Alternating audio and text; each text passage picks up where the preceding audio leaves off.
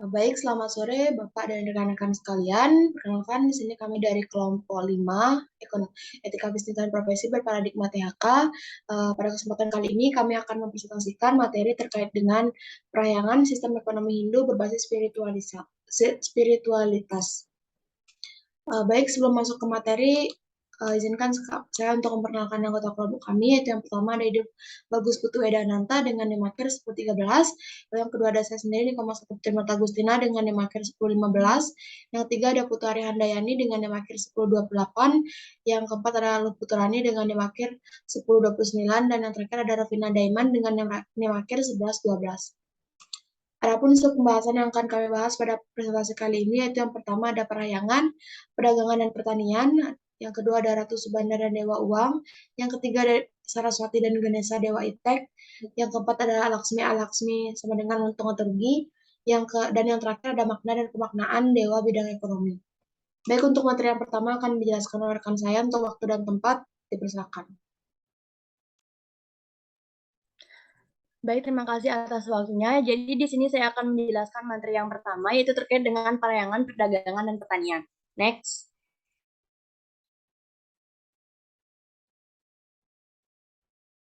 Nah, jadi dalam hal ini, konsep Trita Karana ini tidak terlepas dari yang namanya agama Hindu, di mana gagasan ini berimplikasi pada hubungan antara manusia atau dalam Trita Karana ini aspek keuangan dalam bidang bisnis wajib menyerap yang namanya parahayangan, di mana parahayangan ini yaitu hubungan antara manusia dengan Tuhan. Nah, hubungan ini tentunya tidak terlepas dari kegiatan seseorang dalam berbisnis. Karena keberhasilan seseorang dalam hal bisnis ini tidak semata-mata hanya karena kepandaiannya dalam berbisnis dan dalam mengendalikan kegiatan saat berbisnis, tetapi juga karena usaha dan berkat adanya Tuhan itu sendiri. Next.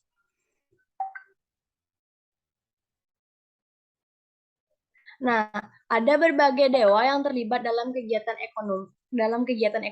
Keterlibatan dewa-dewa dalam kegiatan ekonomi ini tentunya ada 3, yaitu yang pertama, agama Hindu menganut panteisme, di mana panteisme ini meyakini bahwa Tuhan itu meresap ke dalam ciptaannya, baik mikrokosmos, tubuh manusia, ataupun makrokosmos alam semesta. Yang kedua, masyarakat Bali ini berpegang pada asas Rubinede, di mana di Bali sendiri Rubinede itu bisa diartikan sebagai ade kini, ade gitu. Nah, Rubinede ini menggariskan adanya dua hal yang berlawanan, tetapi bukan untuk saling meniadakan. Nah, keduanya ini saling berkomplementer untuk mewujudkan suatu tujuan. Di Bali sendiri percaya bahwa sukses itu tidak hanya semata-mata karena usaha-usahanya atau bisa disebut skala, tapi juga karena adanya niskala, yaitu bantuan dari dewa, di mana dewa sendiri merupakan sinar suci Tuhan yang berfungsi untuk memberikan berkah kepada manusia sebagai ciptaan Tuhan. Kemudian yang ketiga itu Tuhan memelihara dan memberkahi melalui adanya wujud dewa sendiri. Next.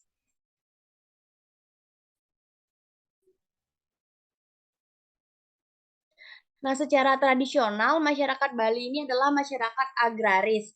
Mereka ini mengenal dua bentuk sistem pertanian, yaitu ada lahan basah atau sawah di Bali itu disebut dengan subak, kemudian ada lahan kering, atau bisa disebut juga tegalan dan abian. Nah, di mana dalam hal ini orang Bali mengenal yang namanya lahan kering ini sebagai bentuk adanya tegalan.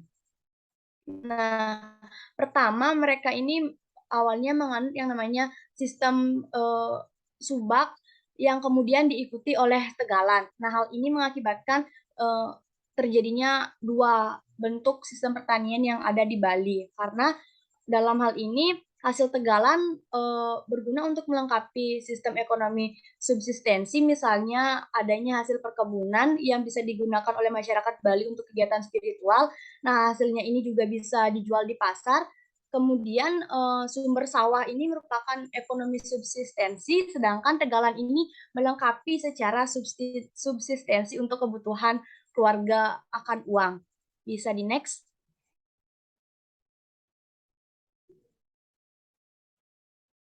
Nah, yang pertama ada sawah atau subak. Nah, di Bali itu dikenal dengan subak. Pertanian sawah ini berfokus pada subsistensi, memiliki Dewi Sri atau Dewi Padi yang pasangannya yakni Dewa Wisnu.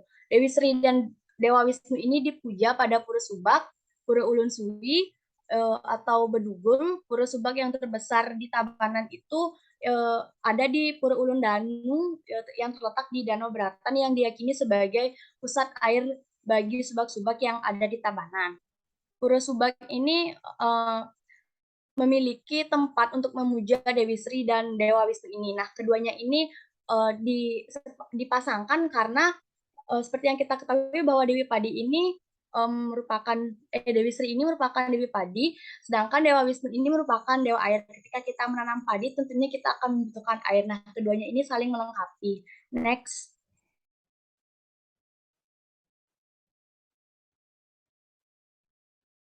Kemudian ada tegalan atau abian. Pertanian tegalan ini atau abian memiliki dewa tersendiri, yakni yang namanya Dewi Melanting. Dewi Melanting ini atau Dewi Tegalan biasanya dipuja pada pura khusus, yakni Pura Alas Arum, Pura Puncak Sari, atau Pura Abian. Nah, tentu pada setiap abian ini memiliki bangunan untuk memuja adanya Dewi Melanting. Tetapi Dewi Melanting ini tidak hanya dipuja di abian saja, tetapi juga dipuja di pasar. Karena hal ini mengacu pada tujuan utama tanaman atau ternak yang ada di Tegalan ini nantinya akan dijual ke pasar untuk memenuhi sistem ekonomi pasar. Nah, hal inilah yang mencerminkan abian dan pasar ini sama-sama berada di bawah kontrol adanya Dewi Melanting. Dengan demikian, Dewi Melanting ini dipuja di dua tempat. Nah, di Bali sendiri, Pura Melanting yang digunakan untuk memuja Dewa Pasar yang sangat terkenal yaitu ada di Pura Melanting yang ada di dekat Pura Pulaki. Next.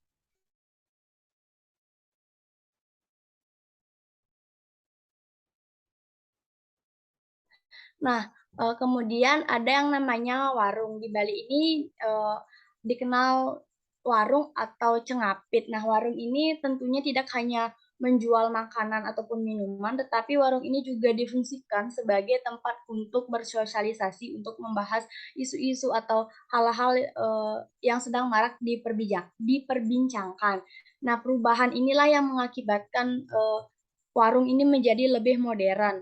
Nah, seiring dengan perkembangannya zaman, warung yang awalnya sederhana ini berubah menjadi warung-warung yang lebih besar, lebih modern, seperti misalnya ada yang namanya mall, swalayan, dan toko-toko besar lainnya.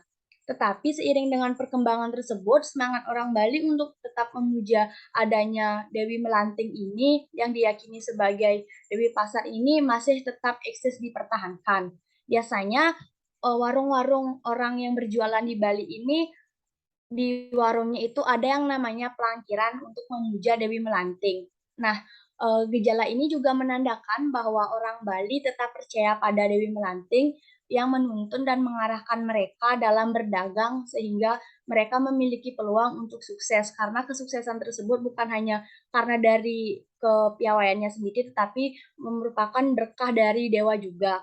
Nah, artinya walaupun zaman telah berubah dari tradisional ke zaman modern, namun kepercayaan orang Bali ini terhadap dewa-dewa yang memberkahi mereka dalam berbisnis di bidang ekonomi tetap eksis dan tidak tergusur oleh kemajuan zaman. Next.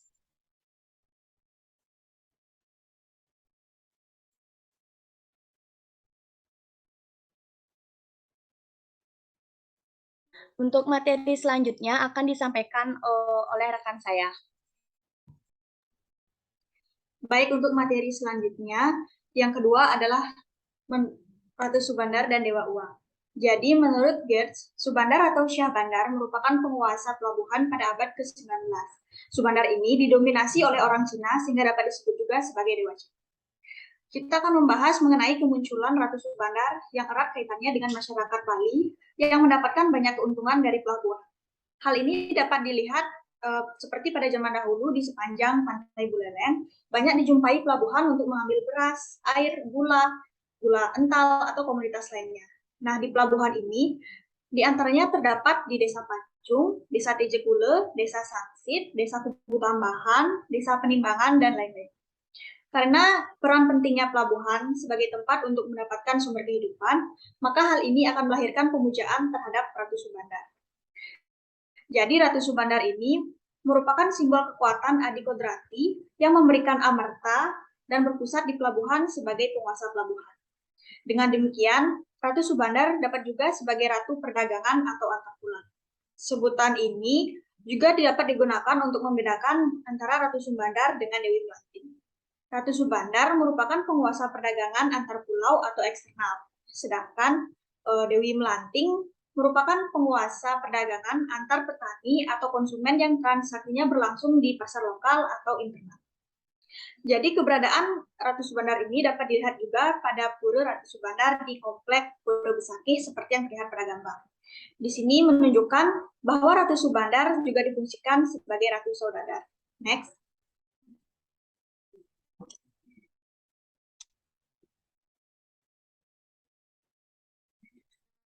Materi selanjutnya adalah Ratu Ulengalu. Ratu Ulengalu ini mengingatkan pada tradisi pedagang keliling atau penjajah yang sangat terkenal di masyarakat Bali. Menurut Atmaja, pengalu lazim pula disebut sebagai pedagang wujil atau karena mereka akan masuk ke rumah-rumah untuk menjajakan barang dagangannya untuk membeli barang dagangan dari penduduk lokal. Next.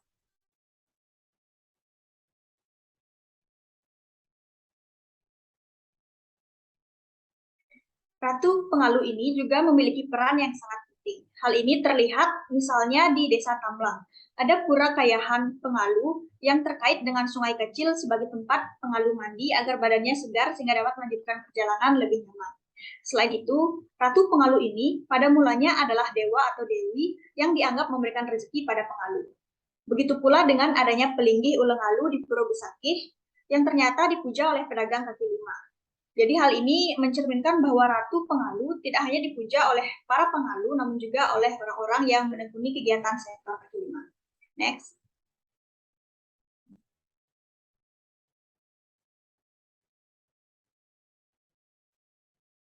Kemudian selanjutnya adalah materi Dewa-Dewi Ratu Rambut Sedana. Seperti terlihat pada gambar.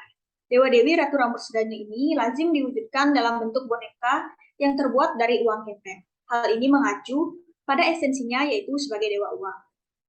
Jadi Dewa-Dewi Ratu Rambut Sedana ini pada dasarnya merupakan nama lain dari Dewi Sri dan Dewa Sedana atau Dewa Wisnu.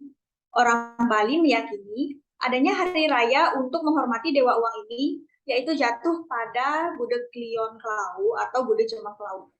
Untuk perayaan ini diibaratkan seperti hari ulang tahun manusia, yaitu untuk mengenang kedikdayaan uang bagi manusia. Perayaan otonan uang ini atau otonan tipis ini akan masuk akal apalagi di era kapitalisme lanjut seperti saat ini. Saat ini manusia menganut agama pasar yang dalam artian pasar diyakini sebagai tempat yang mampu mewujudkan kesejahteraan manusia. Hal ini ditandai juga dengan manusia bergantung pada uang. Berkenaan dengan itu, maka wajar apabila manusia melakukan pemujaan terhadap uang sehingga akan melahirkan manitisme. Gagasan ini juga dapat mencerminkan bahwa apa yang terjadi saat ini yang berbentuk manitisme telah diramalkan oleh agama Hindu sendiri. Next.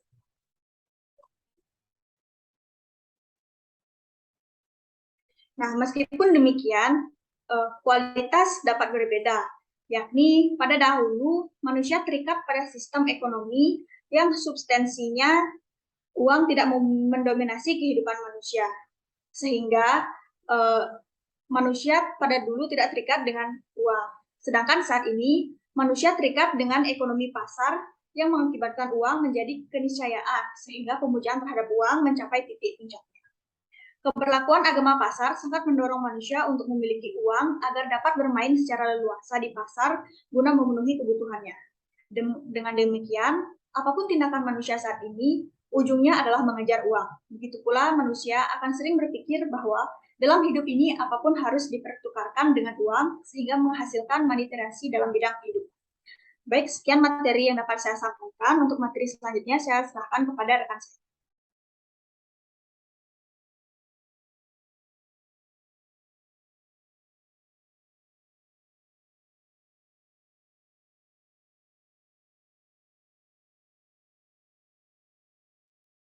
Baik, terima kasih atas waktu dan kesempatannya. Di sini saya akan melanjutkan presentasi terkait Saraswati dan Ganesha Dewa Iptek. Next.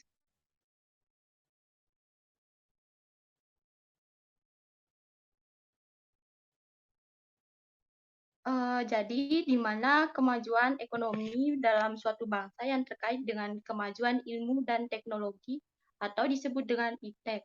Sebab dalam teknologi ini adalah sebagai alat ciptaan manusia, di mana dengan cara mengaplikasi ilmu agar dapat beradaptasi dengan lingkungan guna memenuhi kebutuhan hidupnya. Jadi, dalam agama Hindu dapat menyadari betapa pentingnya iptek bagi kehidupan manusia, karena sudah terbukti dari adanya pemujaan terhadap dewa-dewi ilmu, yakni Ganesha dan Dewi Saraswati. Next.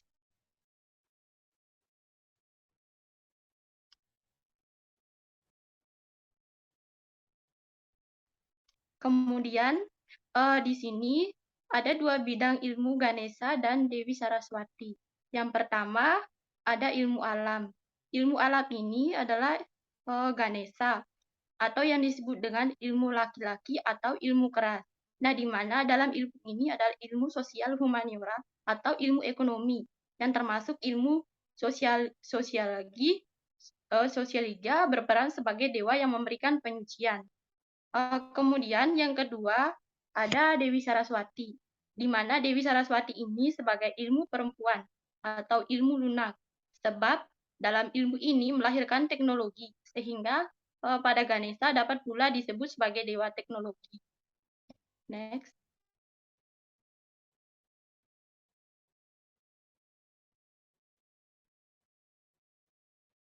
Kemudian di sini ada hari raya khusus untuk agama Hindu.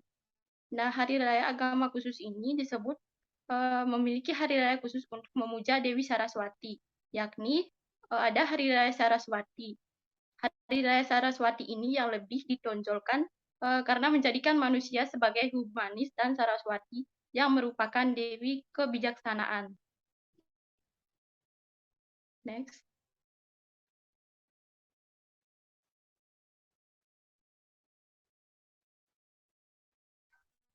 Nah, pada saat ini umat Hindu memuja Dewi Saraswati sekaligus memuja Ganesha, karena di mana memuja Dewi Saraswati ini sekaligus memuja pada Dewa Ganesha, karena agama Hindu ini tidak memisahkan antara ilmu sosial humaniora.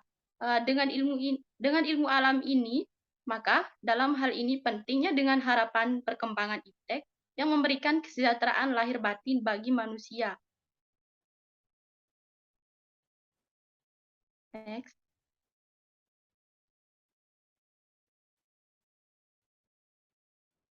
Di sini ada teknologi memiliki berbagai bentuk kegunaan peralatan hidup.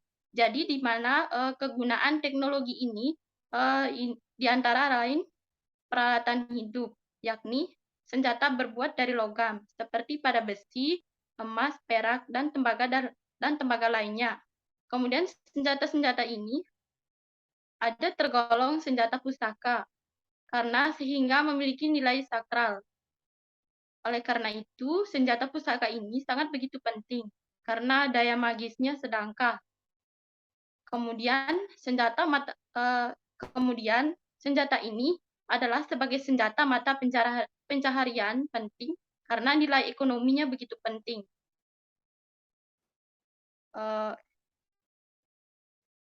Untuk yang selanjutnya akan dilanjutkan oleh rekan saya.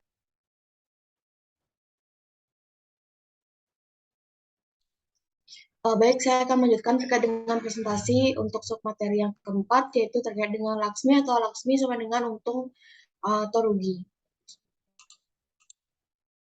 Baik, sebelum menampak ke materi lebih lanjut, di sini ada kutipan yang dikutip dari Bhartihari 2003 halaman 21, di mana dia menyebutkan bahwa di dunia ini, jika seorang memiliki kekayaan, dialah yang dihormati, dialah yang dianggap ahli, dialah yang didengarkan oleh orang lain, dialah sumber segala sifat baik, dialah pembicara yang hebat, dialah yang paling gagah.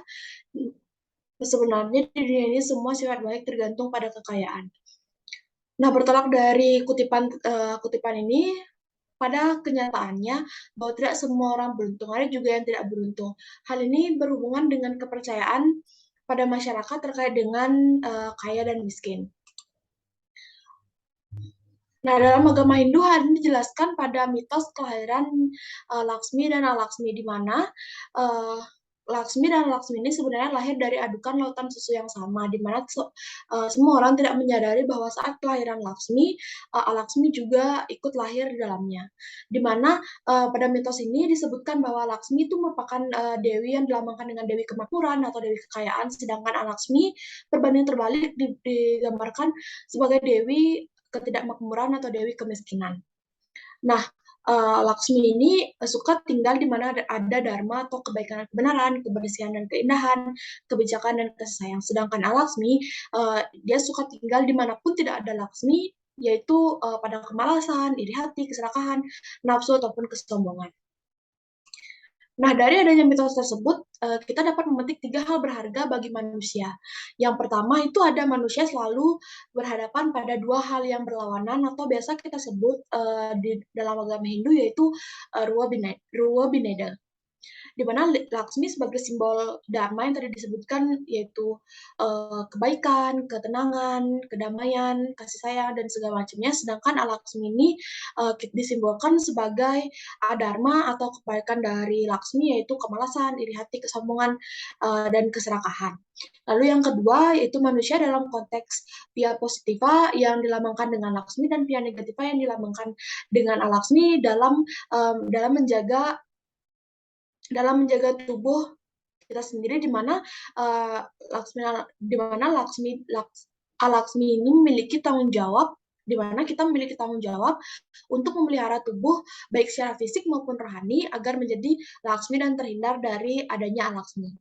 Lalu yang ketiga yaitu rumah adalah kepanjangan dari tubuh, di mana rumah harus ditata mengacu pada Laksmi. Jika badan sebagai rumah Tuhan ditata seperti rumah Laksmi, begitu pula dengan rumah tempat tinggal kita ditata juga seperti Laksmi agar adanya ketenangan, kedamaian, dan keharmonisan dalam rumah tersebut. Walaupun demikian, kita tidak dapat memungkiri bahwasannya Laksmi dan Laksmi ini tidak dapat terpisahkan. Di mana orang Bali percaya dalam hidup pasti terdapat suka duka, lara atau sakit dan juga mati. Di mana manusia wajib melakukan tapa atau pengendalian diri agar tidak terlalu bergembira jika Laksmi datang dan tidak terlalu bersedih jika Alaksmi itu datang. Tapa berarti kemampuan untuk mengendalikan pikiran atau ketenangan mental agar tidak terlalu bergembira seperti yang tadi saya sebutkan saat Laksmi ataupun Alaksmi datang. Seperti itu. Nah, tapa sebagai cara menghadapi Alaksmi tidak saja tabah tapi juga disertai dengan bekerja keras. Nah, pada saat bekerja keras di umat Hindu itu mengenal yaitu 3 penggolongan manusia saat bekerja. Yang pertama itu ada adharma. Nah, pada golongan ini disebutkan bahwa orang yang takut sebelum memulai pekerjaan itu karena takut akan risiko-risiko yang akan muncul seperti itu. Lalu yang golongan yang kedua ada golongan madhyama, di mana orang yang melakukan pekerjaan itu berhenti di tengah jalan karena takut menghadapi rintangan. Lalu yang golongan yang terakhir adalah golongan utama atau golongan yang paling tertinggi, di mana orang yang saat bekerja itu tidak putus asa untuk mencapai tujuannya walau banyak rintangan seperti itu. Nah, manusia utama inilah yang harus dikembangkan dalam menghadapi kedatangan Alaksmi. Artinya seorang tidak saja bekerja keras, tapi berusaha menyelesaikan dengan segala kemampuan yang dimilikinya dan dengan penuh tanggung jawab sampai selesai. Dengan cara Alaksmi dapat dikendalikan secara baik, jika Laksmi datang tidak terlalu bergembira, dan juga jika Alaksmi datang tidak terlalu berduka atau sedih. Gitu. Nah, penerapan pola hidup sederhana dan bersyukur sebagaimana diajarkan pada Bhagavad kita sangatlah penting.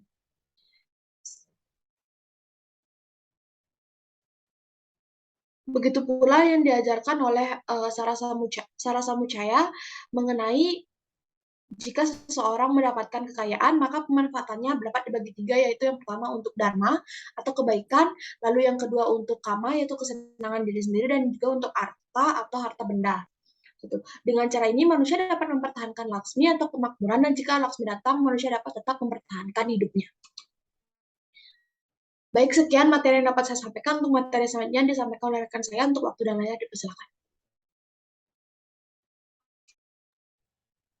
Baik, terima kasih atas waktunya. Untuk selanjutnya ini makna dan pemaknaan dewa bidang ekonomi. Next.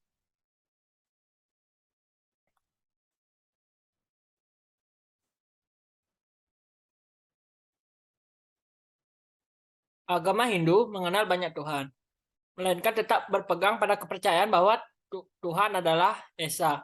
Dewa adalah sinar suci. Tuhan atau dewa adalah bahasa Sanskerta yang berasal dari akar kata div atau bisa dikatakan sinar.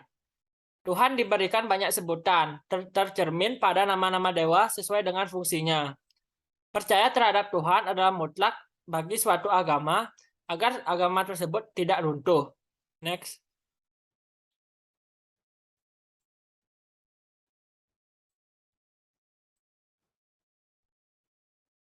Keinginan manusia tentu tidak satu, sehingga manusia bisa memuja lebih dari satu dewa. Manusia ingin sukses dalam perdagangan, maka manusia pun harus memuja Dewi Melanting. Manusia ingin mendapatkan uang, maka manusia pun harus memuja Dewa Uang. Sekaligus juga, contohnya juga sebagai pedagang, sehingga dia tidak saja memuja Dewa Pertanian dan Dewa Pasar, atau Dewa Perdagangan, tetapi juga Dewa Uang. Seperti yang pada kalian lihat, ada contoh Dewa Rambut Sedana itu disebut Dewa Uang, dan Ide Ratu Mas Melanting disebut sebagai Dewa Perdagangan. Next.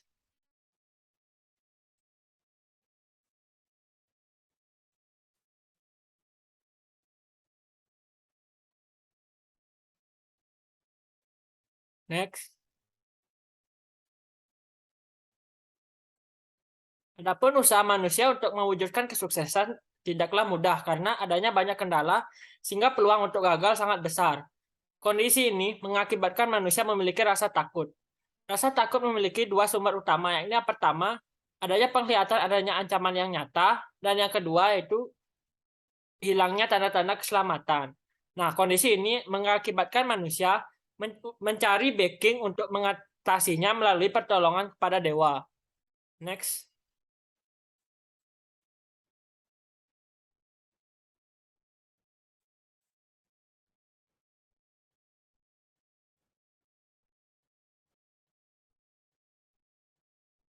Berikut ada kutipan dari Hughes tahun 1992 yang mengatakan ada kondisi di mana manusia mengalami situasi batas atau disebut boundary situation.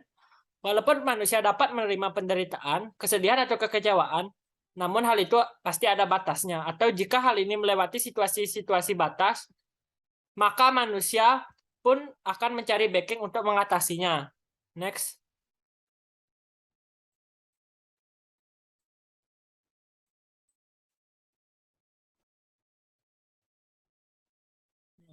Gagasan ini dapat diterapkan pada kepercayaan orang Bali tentang pemujaan terhadap dewa uang.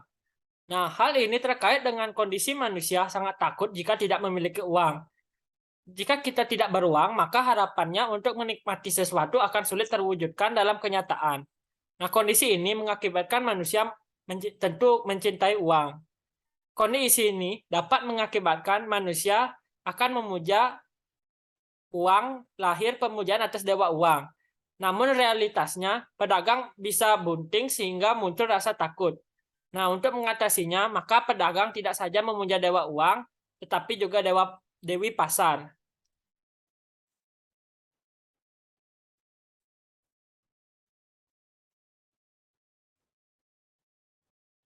Next.